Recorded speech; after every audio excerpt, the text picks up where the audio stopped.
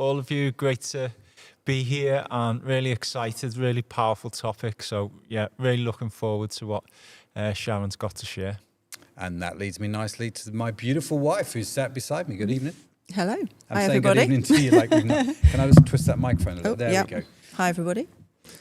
You doing all right? Yeah. Yeah? You ready? Yeah. Oh, excellent. So tonight we are talking about courting and dating. Now, if you are already courting and dating, this is going to be helpful. If you're not, it's going to be helpful. If you are married, listen up, especially men, because I am told by some of the wisest people on the planet that men should never stop dating their wives. So there's going to be a lot of helpful content tonight, but hopefully it's going to be good for everybody. So yeah, do grab your notebooks, do grab your pens, because we are going to get into the topic. Now, rules of engagement. If this is your first time with us and you are live, you can say hi in the comments. We've got Dan on the Crowd Church comments tonight. He'll be joining in and saying hello. So do let us know where you're watching from. Any questions, any thoughts, any ideas, put them in the comments, and we will hopefully get to those during Conversation Street, which is the bit after the talk. So we're going to have Sharon do the talk in a little minute. After that, me, Mike, and Sharon are going to talk about this whole thing about dating, and we're going to hopefully get to the questions which you put in the comments. So do get putting those in the comments. It'd be great to pick those up. Aid, Sonia, good evening. Just checking on the comments, who's in there. Always nice to see you, you pair of legends. So without further, have I forgotten anything? I think that's pretty much, because normally we have a little video at the start, don't we? Oh, Live Lounge, that's what I forgot. So Live Lounge. The way we do Crowd is we do this sort of interaction through the camera and through the YouTube comments. Mm-hmm. After the service has come to an end, as the end of the live stream, we move to Live Lounge, which if you're watching online and would like to join us, we would love to meet you in there. Basically, it's like a Google Meet, which is like Zoom, which is like Skype if you go back far enough. But we're going to meet on Google, and you can turn your camera on if you like. If you don't, that's not a problem, but it'd be great to meet you in there. Come say hello. I'll be in there. Mike will probably be in there at the end of the service. Sharon will probably be in there. Some of us will be in there. Some of us will be tidying up. I don't know which ones are going to be which, but we do have a Live Lounge, and it'd be great to see you in there. Do come and say hello. So I think that's everything now, he says. Just check in. Matt Crew is off to bed. That's an early night, Matt. Okay, fair enough. Dan's in the comments as well. Good evening, everyone. So without further ado, let me hand over to the most brilliant, the most beautiful, the most astounding woman to ever walk on God's green planet. That, of course, is my wife. Over to you. Well, what an introduction. There's a lot to live up to. So, as Matt said before, today we're going to look at the subject of dating.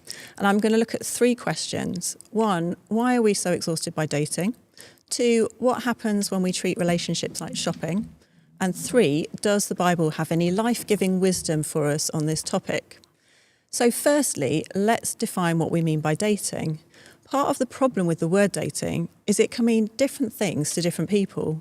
It can mean from anything from short-term fun with no commitment to long-term partnership. So here I'm going to use it to mean any romantic or sexual relationship that's not marriage.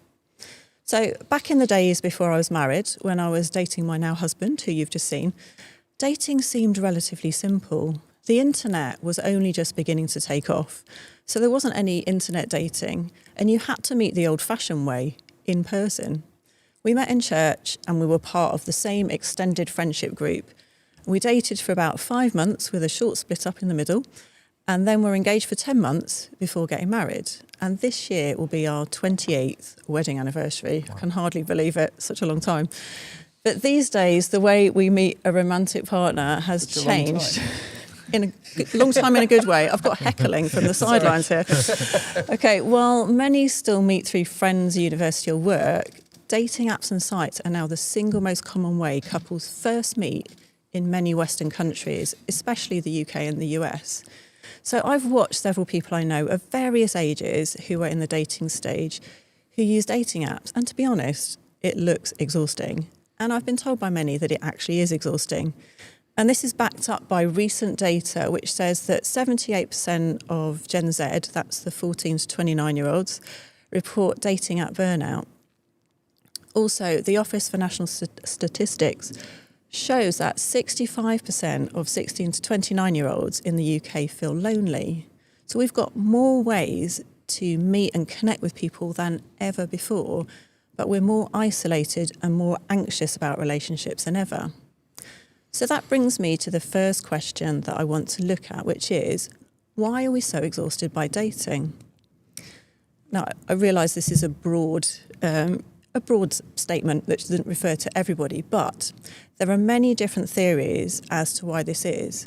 But I want to focus on one of them, and that is that dating apps and the culture around us encourage us to treat dating as though we were shopping. We have a consumer mindset. So as a general rule, I don't like shopping. As soon as I've set foot in the first shop, I've had enough. But I am much better at internet shopping, especially for clothes. Because with internet shopping, I can refine my search to what the item is that I want, what colour, what size, what style, what fabric. And at a glance, I can just swipe past all the items I don't want and just focus on the ones that I do. I can order, get just what I want delivered to my door, and when the clothes arrive, I can try them on. And if they don't fit or I don't like them, I just send them back. No questions asked. And with dating apps and the culture around, it's getting easy to get into that same consumer mindset and treat people as though they're just products to obtain or fit our requirements. I'm not saying that dating apps are wrong in and of themselves. They can actually be a really useful tool for meeting people, a way of being proactive. I'm just saying that these days it's easy to have a consumer mindset to dating. So my next question is, what happens when we treat relationships like shopping? So firstly, there's a continual swiping. It can make us feel like there are endless possibilities. We're in control. We can decide at a glance if someone's worth getting to know. We get that dopamine hit of a match and the ego boost of being chosen. But then months can go by before we've realised we've not really connected with anyone on a deep level. Everyone is disposable, including us. Then there's the situationship. We wanted to protect ourselves and feel safe by keeping our options open and not putting a label on the relationship. But now we find we've got ourselves attached without knowing how the other person feels. We want more from the relationship, but we don't know if the other person does too. The ambiguity of where the boundaries are, felt safe to begin with, now actually make us feel insecure. Then there's a checklist. Very useful for internet shopping, to be honest. And actually, it is also useful to have a list of some non-negotiables with a relationship. But how about when your list becomes the search for the perfect person, only to find the perfect person doesn't exist, or you find yourself rejecting people for trivial reasons? And how about sexual intimacy?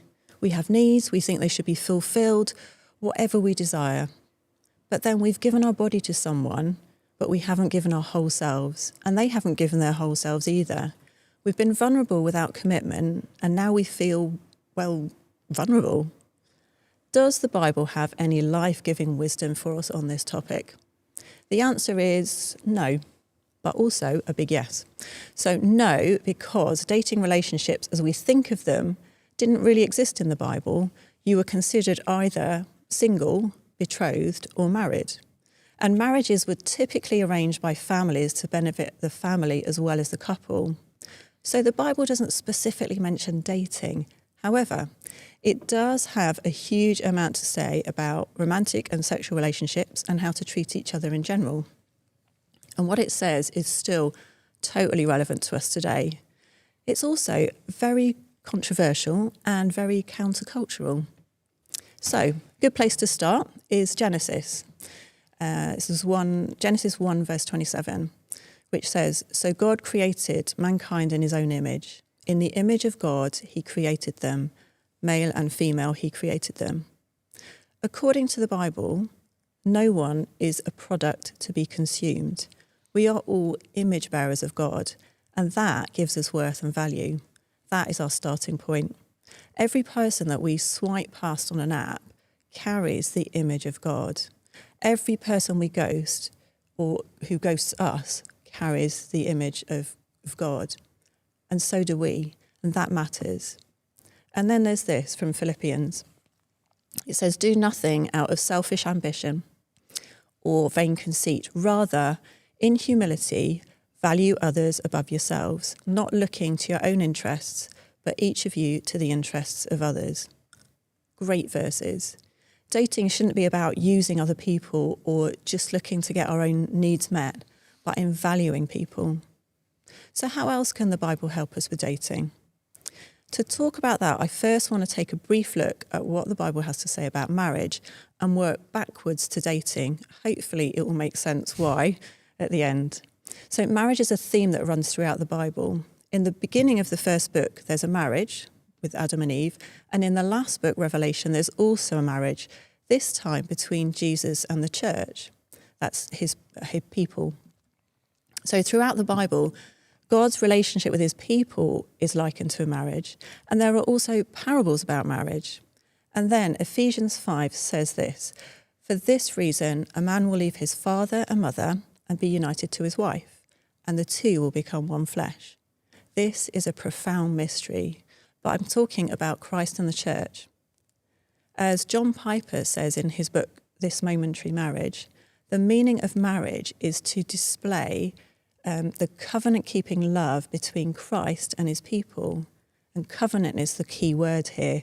Marriage is not just a social construct according to the Bible. It's something created by God to give us a glimpse into a higher spiritual truth.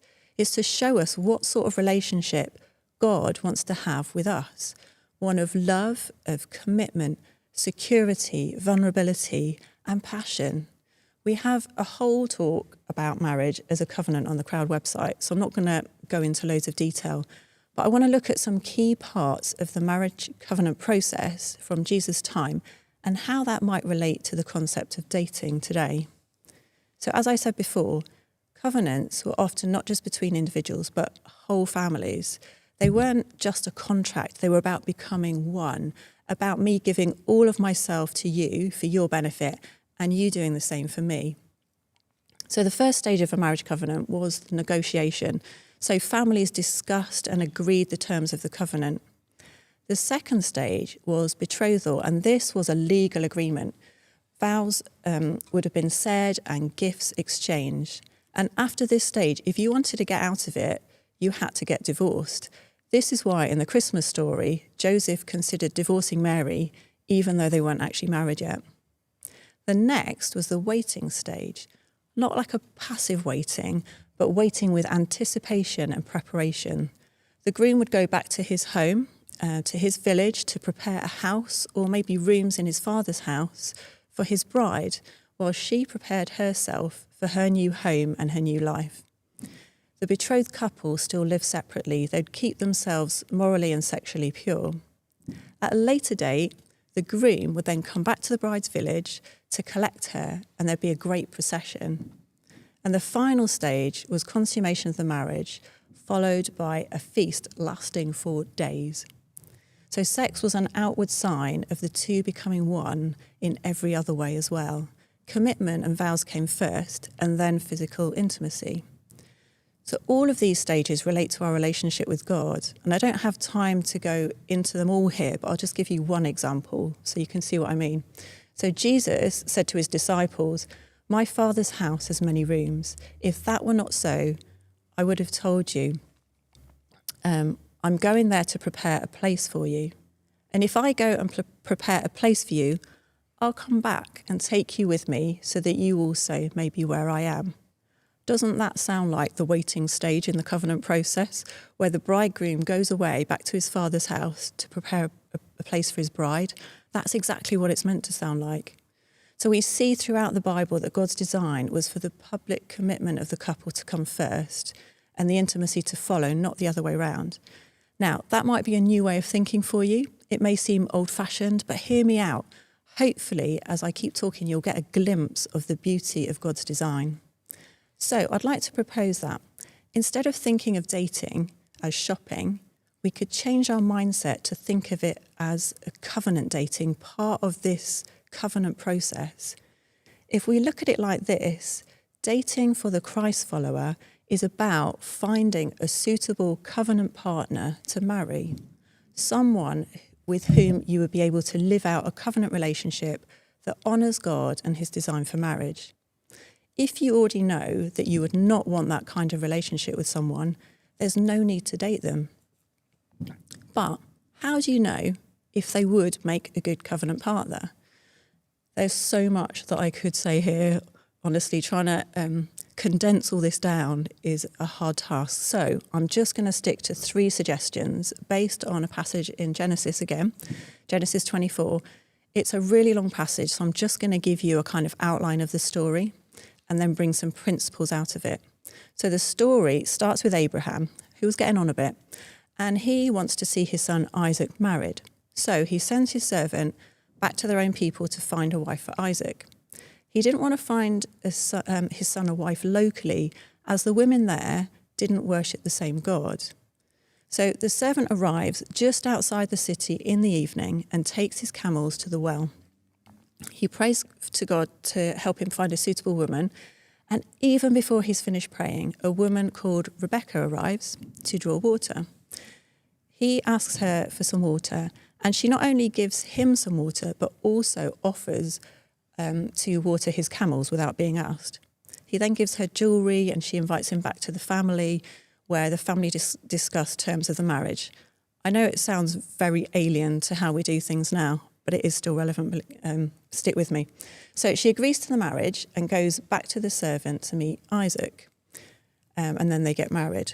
So how can this help us? Firstly, it shows us to choose shared values over shared interests. Shared interests are great, but shared values are more important. Abraham didn't want a spiritual mismatch for his son. It wasn't about finding someone of the same ethnicity. It was about finding someone who shared that same covenant faith. Because true faith works itself out in every area of life. How we treat people, what we do with our money, how we choose where to work, everything. So it's important to be aligned in that. So dating is a great time to ask lots of questions to find out if you really are aligned in the most important thing. Not just in your values, but do you want the same things out of life? You're definitely not going to think the same about everything. If you do, one of you is probably superfluous. But I'm constantly surprised when I watch TV shows where they've got a couple, and one person in the couple talks about wanting kids, and then the other says, "Oh, I didn't know you wanted kids. I don't want them." This is the sort of thing you need to talk about while you're dating.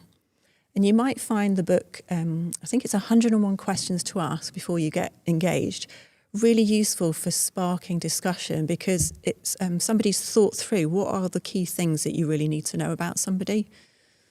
So, secondly, character is revealed in the mundane. In the story, Rebecca showed her character when she didn't realise she was being evaluated. Character matters. Have you ever dated someone who said all the right stuff and made the grand romantic gestures, but didn't have the character to back it all up? What's your partner like when no one's watching? Are they servant-hearted or are they selfish? Are they generous or are they stingy? Are they teachable or do they know it all already? Dating is a time to find out what your partner's real character is. And thirdly, get input from others. The servant asked God for help. It's a great place to start. But there was also family discussion.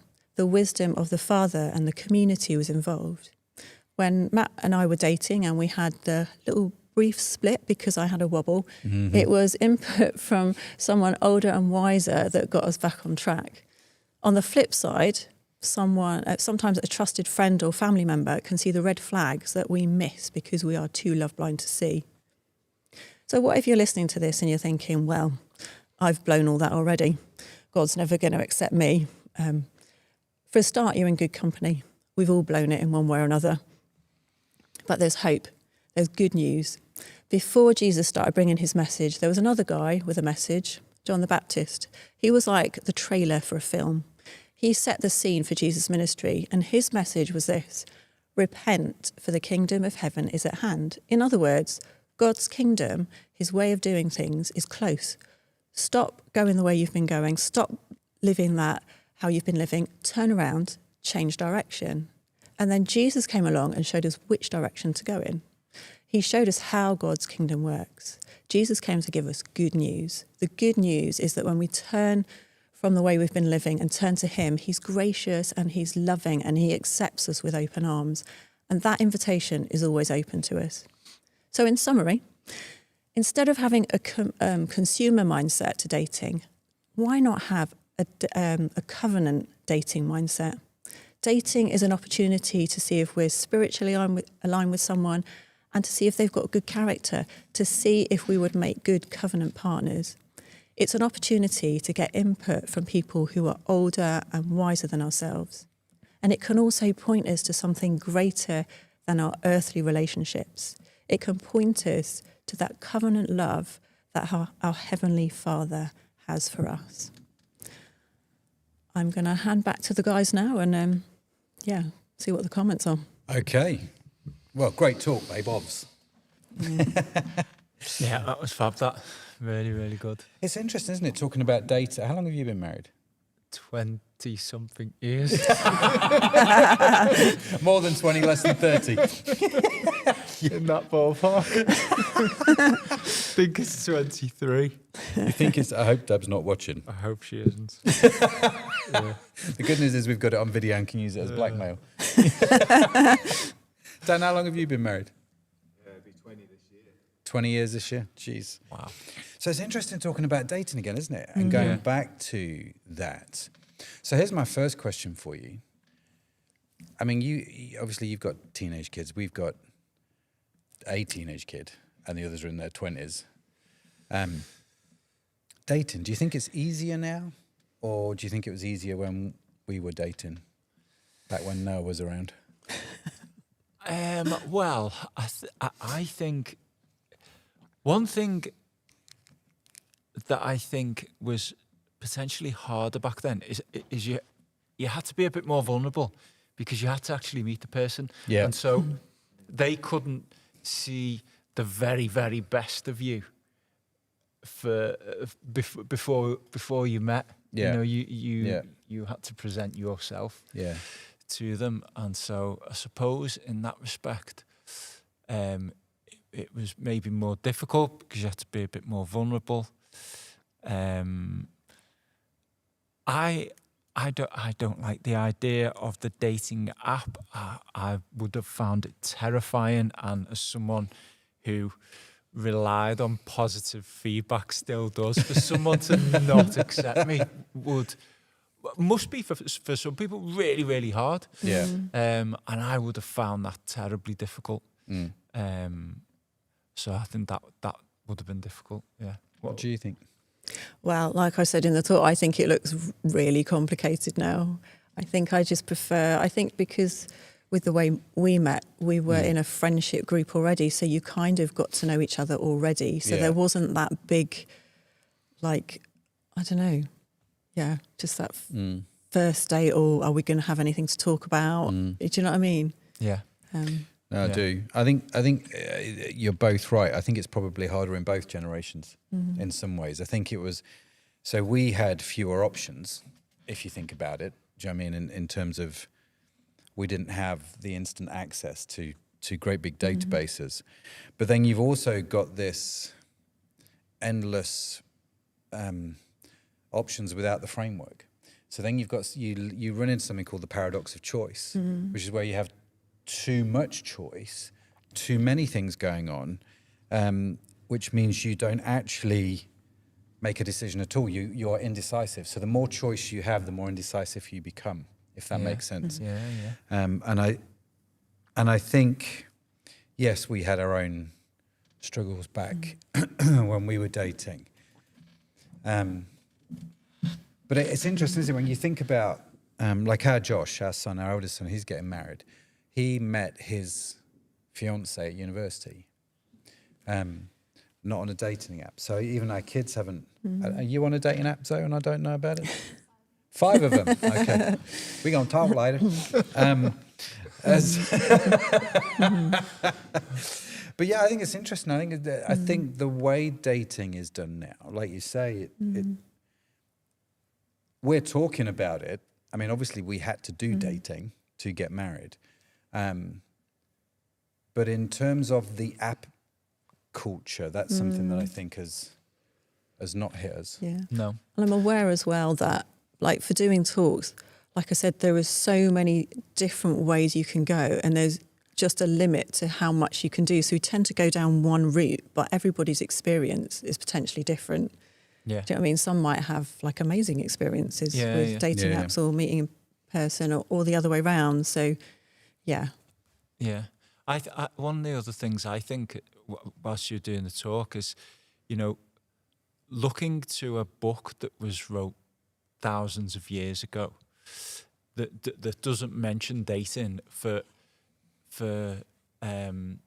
you know, for inspiration around dating. I can see for a lot of people would be like, that is a very strange thing to do. And it's only like in the past, you know, I've been a Christian for a long time, but it's only in the past sort of year that I've looked, my understanding of the Bible, the way I look at it has changed. So now I look at it a lot more like this is wisdom literature. Yeah.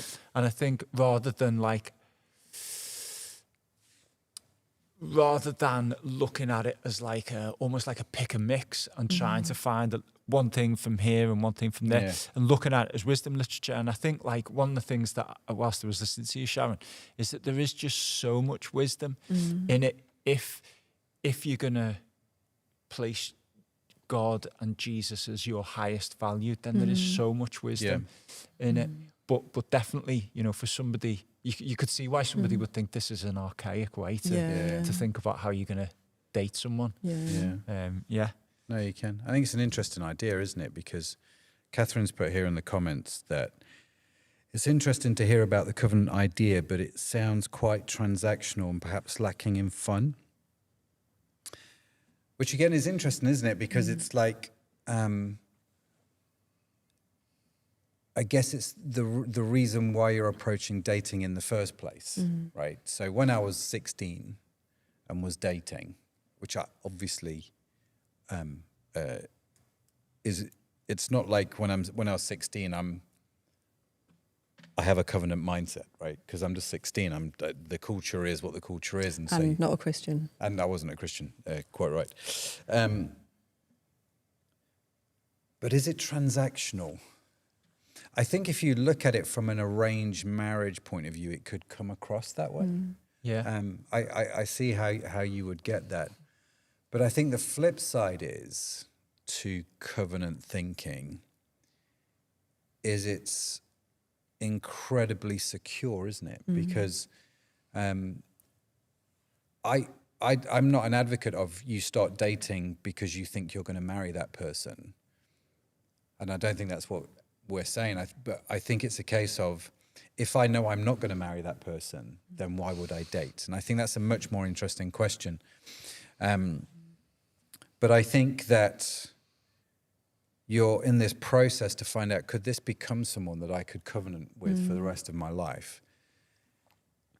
And that, I think, is wonderful. And in fact, the Song of Solomon talks about this quite a lot, doesn't it? And you've got the Song of Solomon is a book in the Old Testament written by Solomon, the wisest man that ever lived. And it's a love story about how he chases what the Bible calls a Shulamite woman. He chases the Shulamite, doesn't he? And he goes through this process of in a positive way. In a very positive way. And there's not in a there's tracking you down. courtship. They get engaged. They get married. And they have their ups, they have their downs, they have quite a lot of nookie is in the Book of Song of Solomon. I mean, it's just, there's a lot going on. But the thing that comes across in that whole thing is this guy is relentless after this woman, and he is relentless after God. And I think if you can find somebody that is relentless after you and relentless after God,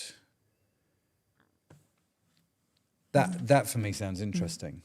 I think as well that the Book of Song of Songs or Song of Solomon, as you mentioned, it speaks on two levels. It speaks on that particular couple, but it also, again, it's pointing us to how God feels about us. And there's so much passion in that book.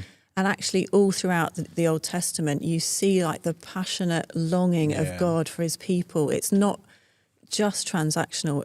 There are definite agreements and boundaries and I will do this for you and you do this for me. So there is that side, but there's also an incredible amount of passion.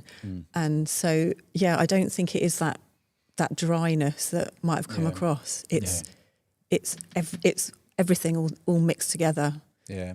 And I think that's really key, because I think, like, when I started dating, I was desperate for people to like me. I was desperate for people to fancy me. I was desperate for people to want to be going out with me. And so when, it wasn't until, later on that actually I wish this had happened a lot earlier, but once you discover, like from the Song of Solomon, how much God loves you, you become and you become a lot more secure and a lot less needy, and therefore a lot more attractive, a lot better at dating than what I was.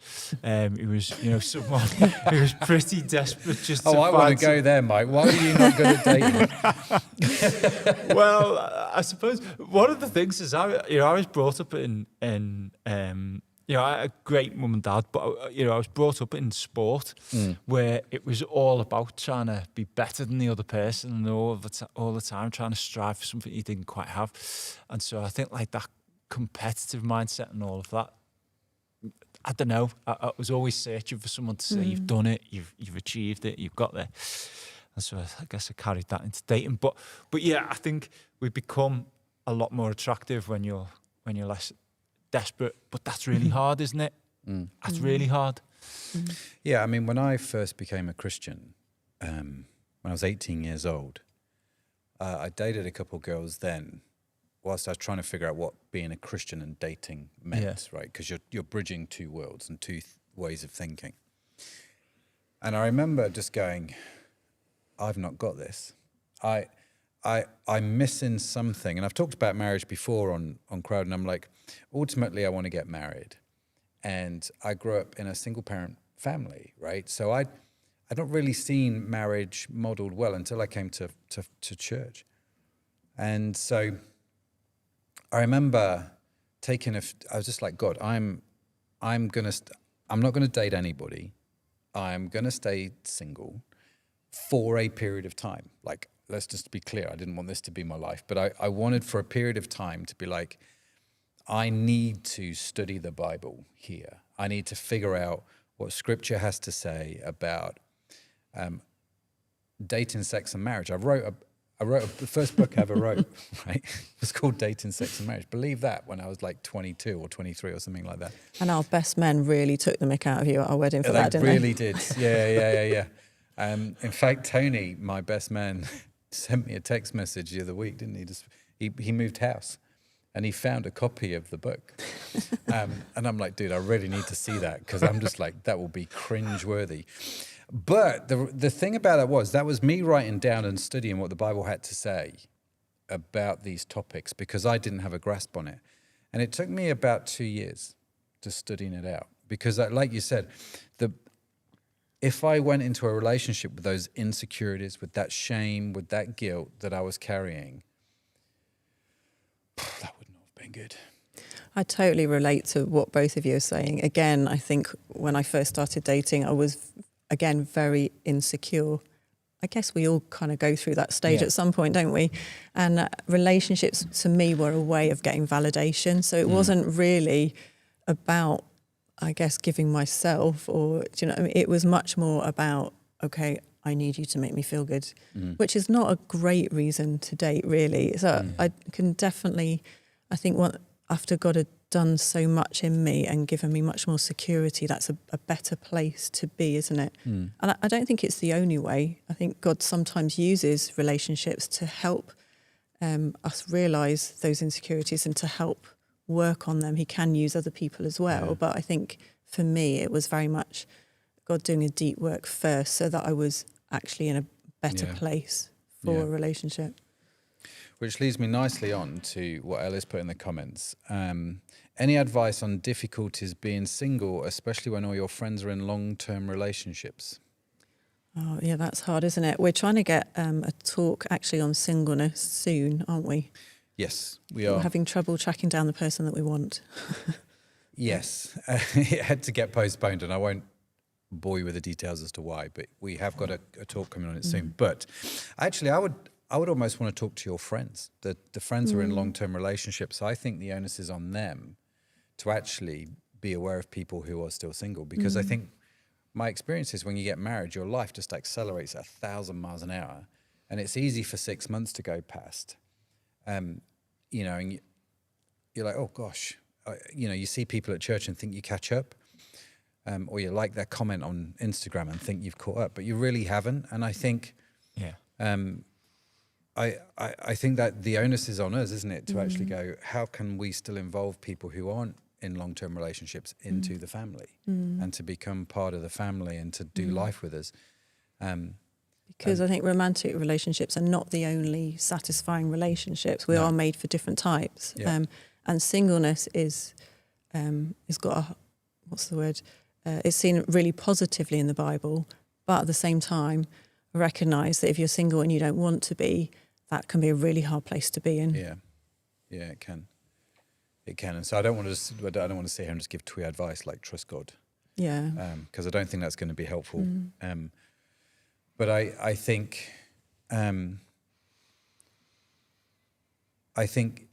there, like you say, that when I was preparing the notes for the singleness talk, the view of the Bible places on singleness is above marriage. Yeah. So Paul says, I would rather you be single than married because it's so much better.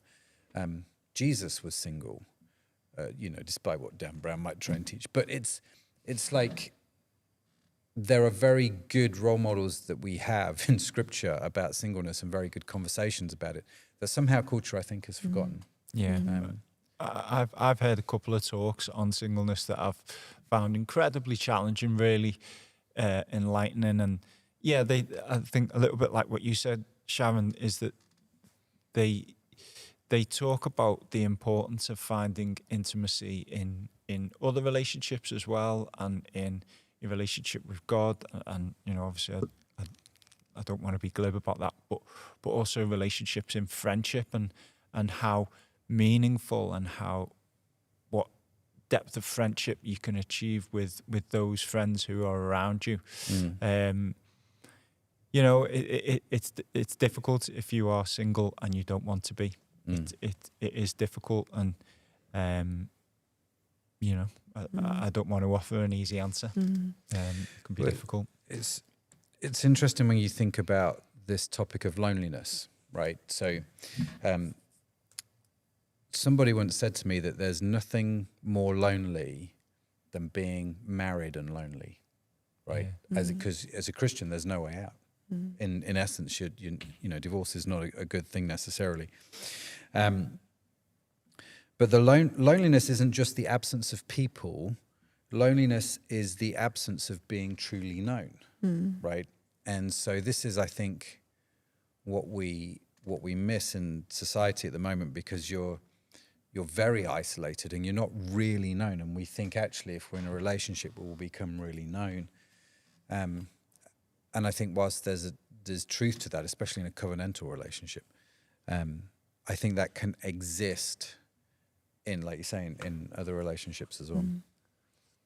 One of the other thoughts that I was having while you were doing the talk, Sharon, one of the thoughts that I thought, this is going to be difficult for culture to sit there and listen to this, is that idea of commitment before intimacy, and how just completely countercultural that is, and how in this whole sort of individualistic society, we are desperate to only give of ourselves as much as the other person, or we think the other person needs, whilst holding every single card back until we are 3,000% sure.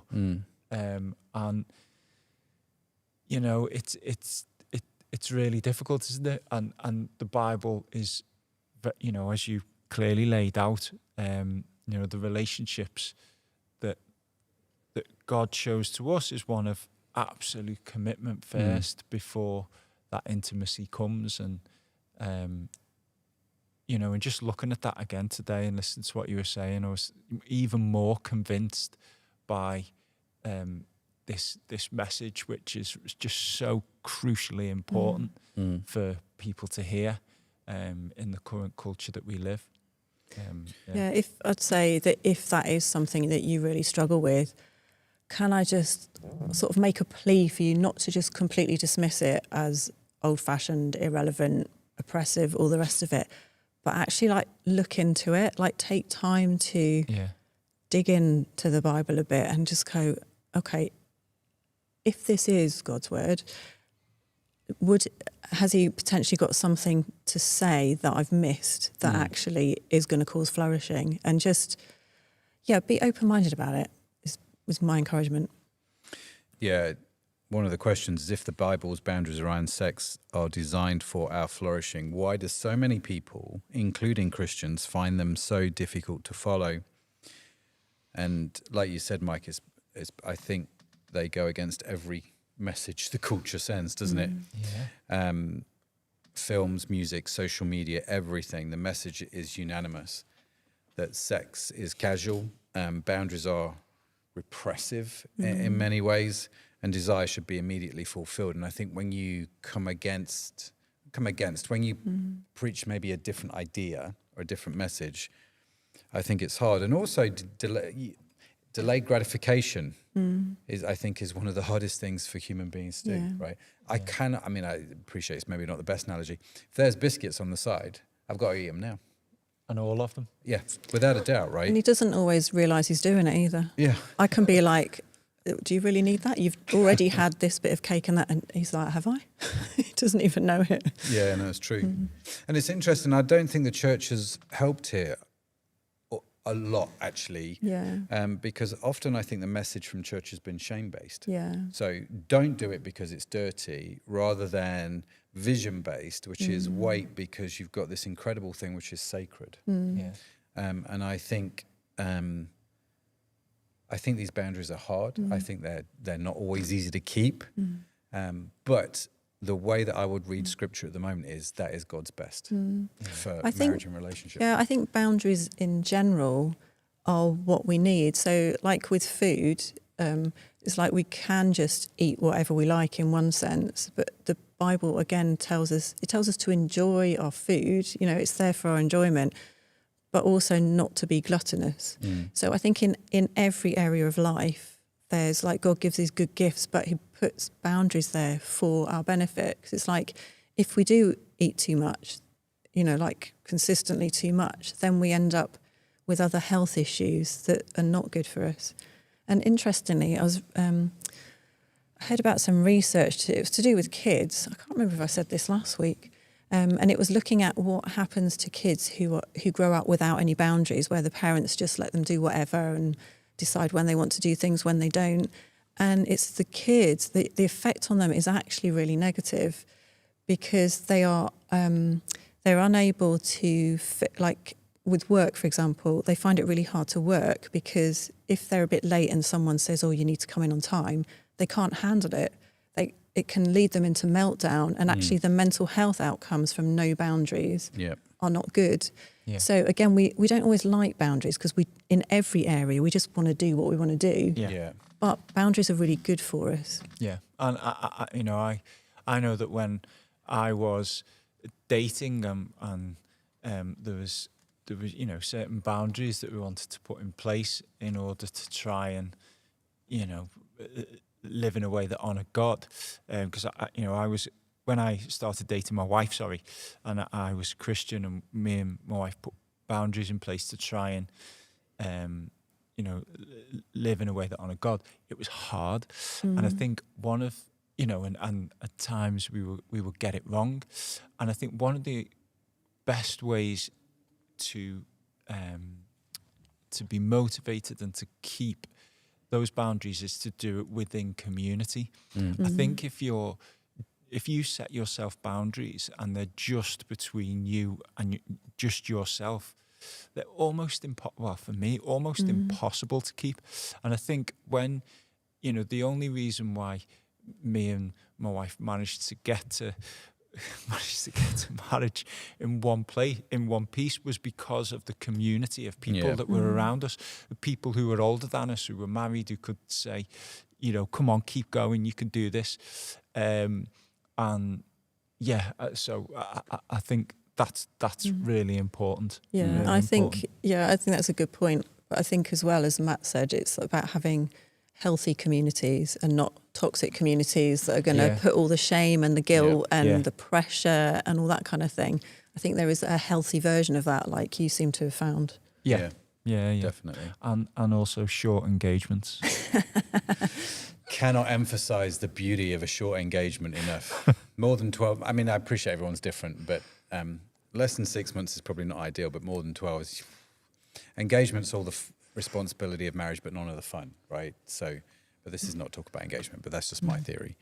What is interesting actually about this, just going back, I think as we've got older, so I've been a Christian 30 some years now, right? So I've seen a lot of people date, seen relationships end, seen the dating relationships turn into engagements, and seen engagements get married, right? I would venture to say, in Christian circles especially, because if you date for more than 1 or 2 years and you're not engaged, I think there is a pressure on you to get engaged, right? Yeah. Now, I think that pressure is both good and not always helpful, right? Depending on the situation and the circumstance. Yeah. And we have seen over the years a lot of people who have dated and then get married, but should have had the courage to break off the relationship when they were dating, right? And this is something that I think is probably really important to mention, that once you're dating, that's not the covenant part. You're deciding whether you can be in covenant with that person. And so we've seen a number of divorces, people being married 10, 20 years, people then getting divorced. And actually, I think if you go back far enough in their relationship, and I've been involved in speaking with a bunch of these people, you go back far enough, what actually happened was they never had the courage whilst they were dating to call it off. We've done marriage prep with people who are engaged, and we're like, dude, you guys aren't ready. But by the time they've come to us, the invitations are already sent. And so they are going to get married regardless of what we tell them. And we've seen a couple of those guys get divorced, haven't we? And so I think, speaking to you if you are a Christian, that once you are dating, sometimes the bravest thing you can do is to break off that relationship if it's not right. And if you're in your early 20s, that can feel heartbreaking, but your 40-year-old self is thanking you when you do, right? And this again comes back to why it's good to have good counsel around us, to have good people, to have good community that you mentioned. Yeah. But yeah, I think it's probably worth just mentioning that fact, just because we've seen, I think, the fruits of that a lot more recently. Yeah, I think that's why we're really keen as well that people do see dating as the beginning of that covenant process, like finding out all the stuff you need to find out. Yeah. Do it then before there is any proper commitment, because it's much easier to break it off then if you need to than once you've got engaged. It's so much harder to do that once you've got the church booked or wherever it is and the invitation sent out. So getting wise counsel before that, definitely, I can't emphasise enough. What do you think then? Yeah, I mean, I know what you think, babe. One, because we're married, and two, because you talked about it. But Mike, this idea of shared values over shared interests when you're attracted to somebody, how realistic is it to prioritise shared values over shared interests, do you think? Really, hard. I think, sometimes, obviously it's different for different people, but if you find yourself physically, really physically attracted to someone, you just want to be with them, and especially if they show that they're attracted to you, you just, if you're, that's difficult then to have a think about, well, are their values the same as mine? I was thinking about it along the idea, well, you know, if I could go back in time and I was single and I was thinking, right, you know, I don't want to be single, I want to be married. And I recognise that values are more important than interests. Where would I go? How would that change the way I approached? I was thinking, like, where would I go to look for people who have similar values Good to question. me? You know, at the start, you know, because if if you're on a dating app or something like that, and you see someone who's really good looking and you find out that they really like you, it's then difficult, isn't it, to end that because their values aren't the same as yours. You know, I would say, and I don't know if this is related or not, but one thing that I can say is 100% true is that when you say you end a relationship because you don't feel like they are the best covenant partner for you, you don't feel like the two of you together will build a relationship that honours God, let's say, then even when it's really, really hard, if you choose to end that relationship, the Bible says that whatever you give up, Jesus says, whatever you give up for me, I will give you back 100 times more in this age and in the age to come. And you know, however difficult it might be, if you end a relationship that you believe that God is telling you that this isn't the right relationship, then God sees that, and God will honour that. But yeah, maybe start with where might you go? Yeah. Where might you go? Yeah. To look for someone who has similar values to you. And this is why I think church is really good, isn't it? Yeah. Because I mean, we met at church. I take it you and Deb's met at church. Yeah. And again, I'm a big proponent of, if you are a Christian, you date Christians, right? I know that there are Christians who will date non-Christians, and have reasons for that. The way I read scripture and the way I understand relationships and dating, I would probably say I still would maintain that I think it's better if a Christian dates a Christian, because of the shared values thing. Yeah. Right? Because again, you might have shared interests, like you might be in a hiking club, but what happens in 10 years' time if your knee doesn't work? You can't go hiking anymore, right? So you have to have those shared values, I think, to go through the difficult times. And I think the book you mentioned, the questions to ask. 101 questions, yeah. 101 questions. To ask before you get engaged. I think that's a really interesting book because that talks a lot more about shared values, doesn't it? Like, what do you do when things get tough? You know, tell me a story about when you didn't get your way. And all those kind of things reveal character and reveal values much more than, let's go to pottery class together, which is great, but I think it has to go deeper than that. Yeah, can I just pick up on what Mike said as well about if you find someone really attractive? Because I think the general cultural wisdom would be, if you find them attractive and they're attracted to you, just go for it. But we're saying something different here, as in that's not the most important thing. And actually it is possible to say no to that. Now, I've made lots of mistakes with dating, gone out with people I knew that weren't good. You've done what? Yeah, anyway. So I am definitely not putting myself up as I've had this all sorted and perfect, because believe me, that was not the case. But they've definitely... You had to kiss a few frogs to find your prince, didn't you, babe? Okay. But there was a time where there was this guy that I really liked, and then he asked me out, and I was just like, I really fancy this guy, but he's not a Christian. And then he actually said the line which helped me. He was like, I'd really like to go out with you, but I know that you're a Christian, and I've got a Christian friend, and he's like very much like not into dating. So I was like, oh, I've been cornered here. So I was just very much like, no, I'm going to say no to this relationship. And at the time, it was so hard, such a hard thing to do. But like Matt said, I look back now and I'm like, I'm so grateful I did that, because I think I could easily have got swept along. And but at the end of the day, we had very different value systems, and he was a great guy, but it just wasn't right.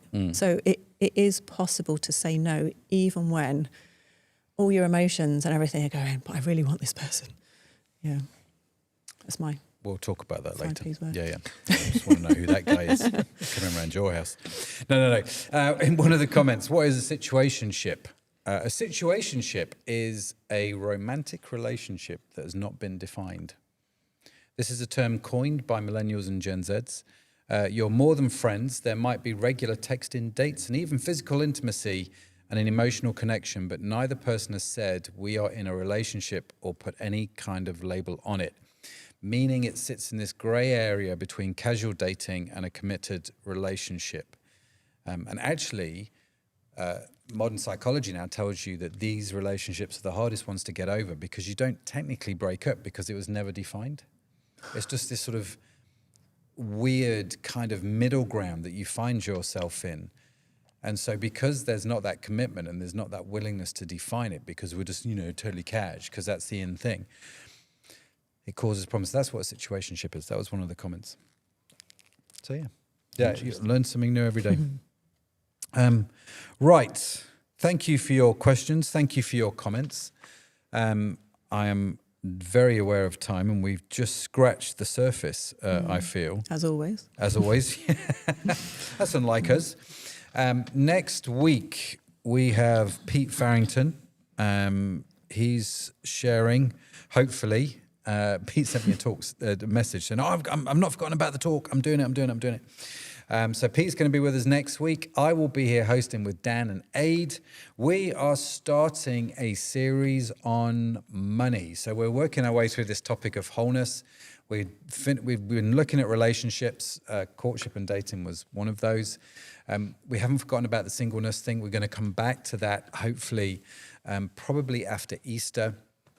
But next week, we're going to start looking at money. And Pete Farrington's going to kick off that. And then the week after that, it's you.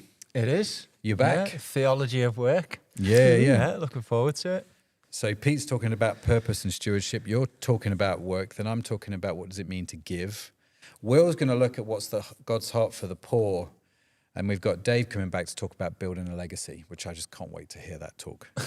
Mainly because I've put the notes together and I know how good it's going to be. That's assuming he's sticking to them. Well, this is Dave. He's never going to stick to the notes. But let me tell you, I was really blessed by putting the notes together. And I know Dave's going to be great. So that's what's coming up next week. So make sure you like and subscribe and all of that good stuff. If you haven't done so already, check out the Crowd website, crowd.church. You can sign up to the newsletter and we send you just one email a week with the notes from the live stream. So you've got those in your inbox and you can go and do further Bible study or reach out to us if you've got questions, if you're not yet part of a church. But we are going to go to Live Lounge now. So what time is it now? It's like 19:59 in the UK. So in about 3 or 4 minutes, we will open up Live Lounge. Danny, you putting the link in the comments? Yeah, what was the link? Tech Team's finest. go.crowd.church/meet. MEET. We will see you. I forgot to go. Yeah, make the go's important because it's a subdomain and it's just a redirect. So yeah, go.crowd.church/meet. We will see you there. If you'd love to come join us in Live Lounge, we would love to meet you. But thank you for your questions. Thank you for your comments. It's been a great conversation tonight. Thank you for doing the talk. You're welcome. Enjoyed that. A great conversation. I love the fact we can talk about these things. But yeah, anything else from you in closing, Mike? No. Yeah, just really, really powerful talk and yeah, good discussion. Enjoyed it. Anything else from you? Where do we start? I think just that I'd just encourage people not to dismiss the Bible as an old-fashioned book on this subject, but it's got so much to say. I think people are still the same, and it gets people because God's involved with writing. So yeah, absolutely. And I think I would just say, if you are wanting to get married, dating is the very start of that process. The better you can get that process done, the more likely you are to get a better marriage. It's not an exact science, nor is it guaranteed. And I think, like you said, the Bible's got some real wisdom there. And so I hope that all makes sense. But yeah, thank you for joining us. Have a phenomenal week wherever you are in the world. I'll see you next time. Bye for